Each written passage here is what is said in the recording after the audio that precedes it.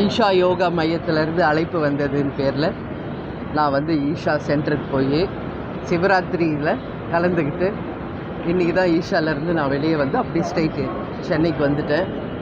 So ரொம்ப நல்ல ஒரு எக்ஸ்பீரியன்ஸ் இருந்தது ஈஷாவில். ஸோ மெடிடேஷன், யோகா எல்லாமே. ஸோ அதுதான் இன்றைக்கி, அதுதான் என்னோடய பர்சனல் ட்ரிப் அப்படின்னு நான் சொல்லியிருந்தேன். அதனால் என் பர்சனல் ட்ரிப் இதை முடிச்சுட்டு வந்தாச்சு. சொல்லுங்கள், வேறு எதுவும்? ஆமாம், இல்லை நான் வந்து அங்கே டிவி எல்லாம் இருக்காது, உங்களுக்கு தெரியும். ஈஷா சென்டரில் வந்து நோ டிவி, நத்திங். எல்லாருமே சைலன்ஸ் மெயின்டைன் பண்ணணும், அந்த மாதிரிலாம். ஸோ நான் ஃபுல்லாக இன்னும் பார்க்கல, பட்டு நீங்கள் வந்தோடனே கேட்பீங்கன்னு தெரியும். ஸோ வரும்போது யூடியூப்பில் பார்த்தேன், முத்தான 30 அறிவிப்புன்னு சொல்லியிருக்காங்க.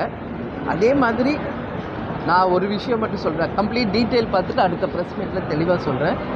இப்போ அவங்க அறிவித்த எல்லா அறிவிப்புமே, தேர்தல் இன்னும் 3 மாதம் தான் இருக்குது. ஸோ அதில் வந்து உடனடியாக இம்ப்ளிமெண்ட் பண்ண முடியுமா, இல்லை தேர்தல் முடிஞ்சு வருகின்ற ஆட்சி அவர்கள் தான் இம்ப்ளிமெண்ட் பண்ண முடியுமா என்ற கேள்விகள்லாம் இருக்குது. நான் ஒரு லைனில் சொல்லணுன்னா, தமிழ்நாட்டுக்கும் மக்களுக்கும் நல்லது நடக்கின்ற ஒரு பட்ஜெட்டாக அறிவிக்கப்பட்டு அதை செயல்படுத்தும் ஒரு அரசாக இருக்கணும்னு சொல்லி நான் கேட்டுக்கிறேன்.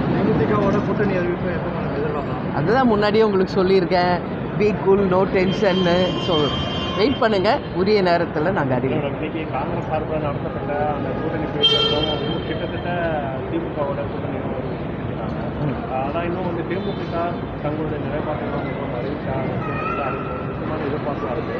எந்த மாதிரி இப்போ ஆட்சியில் பங்குன்ற ஒரு விஷயம் வந்து மெயினாக போயிட்டு இருந்ததுனால அதை நோக்கி ஆட்சியில் பங்குன்ற நோக்கி தேமுதிக நடக்கக்கூடிய வாய்ப்பு இல்லை. நான் ஏற்கனவே பல ப்ரெஸ் மீட்டில் சொல்லியிருக்கேன், அப்படி ஒரு வாய்ப்பு வந்தால் நல்லது, தமிழ்நாட்டுக்கும் மக்களுக்கும் அது ஒரு நல்ல வாய்ப்பாக, ஒரு மாற்றமாக இருக்கும் அப்படின்னு நான் பல ப்ரெஸ் மீட்டில் சொல்லியிருக்கேன்.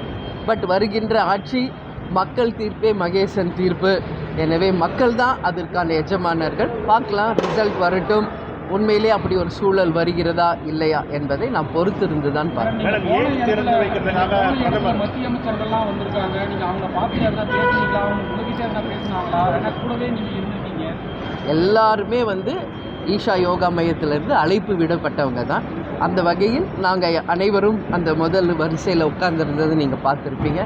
அந்த வகையில் மரியாதை நிமித்தமாக நம்மளுடைய மத்திய அமைச்சர் ராஜ்நாத் சிங், அதே மாதிரி நம்மளுடைய எல் முருகன், என் பக்கத்தில் அமைச்சர் வேலுமணி, பாண்டிச்சேரியிலிருந்து வந்த அமைச்சர்கள் எல்லாருமே நான் பார்த்தேன். எல்லாருமே ஒரு மரியாதை நிமித்தமாக என்கிட்ட பேசினாங்க. நானும் மரியாதை நிமித்தமாக அவங்களிடம் பேசுகிறேன். மருத்துவமனை திறந்து வைக்கிறதுக்காக பிரதமர் வந்து தமிழகம் மறந்துவிடாது. அதாவது தொடர்ச்சியாக இந்த தேர்தல் வரக்கூடிய நேரங்களில் தான் மத்திய, அதாவது பிரதமர், அதாவது தொடர்ச்சியான தமிழகத்துக்கு போகிறாங்க. மற்ற நேரங்கள் வந்து தமிழகத்தை செய்ய மாட்டாங்க. பிரதமர் வர்றது நல்லது தானே, அதனால் தமிழ்நாட்டுக்கு நல்லது நடந்தால் நான் முதல்ல வரவேற்போம். அதனால் அவர் வர்றது தப்பு ஒன்றும் கிடையாது. ஆனால் மக்களுக்கு நல்லது நடக்கணும், அதனால் தமிழ்நாடு சிறப்பாக வரணுன்றதை என்னோட கருத்து. சரிங்களா? நன்றிங்க, நன்றி.